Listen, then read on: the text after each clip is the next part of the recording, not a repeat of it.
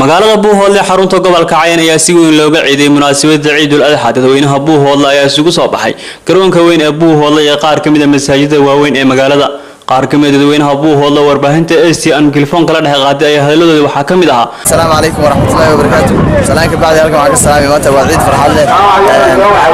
ciid ka soo Soomaaliga oo islaam magacaygu waa cabsan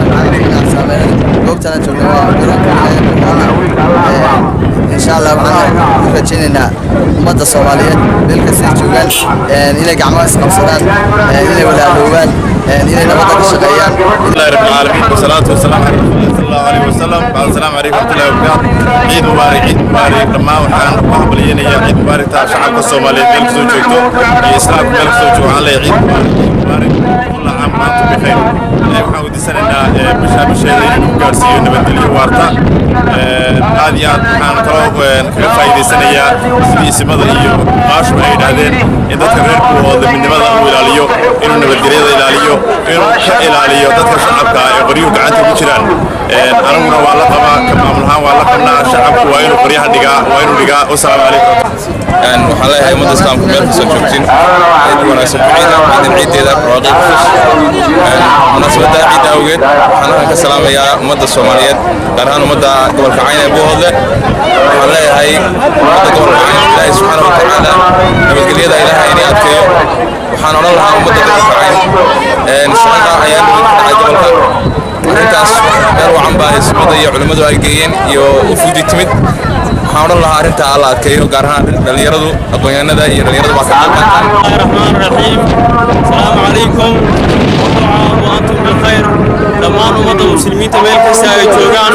دمان أمة الصوماليين وحان هلكن دمان حمبريا وقلت ريا دمان أمة الصوماليين قارهان ندك الدجال قبلها استسيب كارسيا باش ماشية بالواقع كل عام وأنتم بخير سيجارة وحرس سلام يا dadka muuqayga yaaraga ee garmay saaka waa soo garab taagan aad iyo aad baan u faraxsanahay dhammaan ka salaamay ummadda Soomaaliyeed meel kasta ay joogaan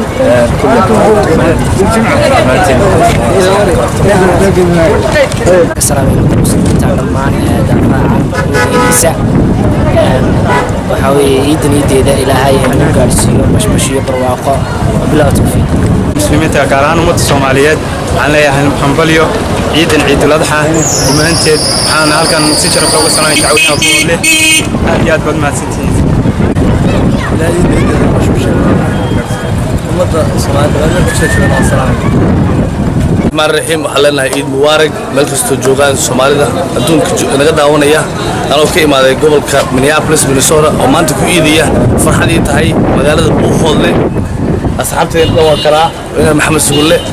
صاحبك عبد الرحمن بودمada muslimiinta caalamka ayaa si weyn looga ciiday munaasabadda Ciidul Adha Abdulkhaliq Abdirasaaq Jaamac Abdulkhaliq Wadani STN Buuhoodle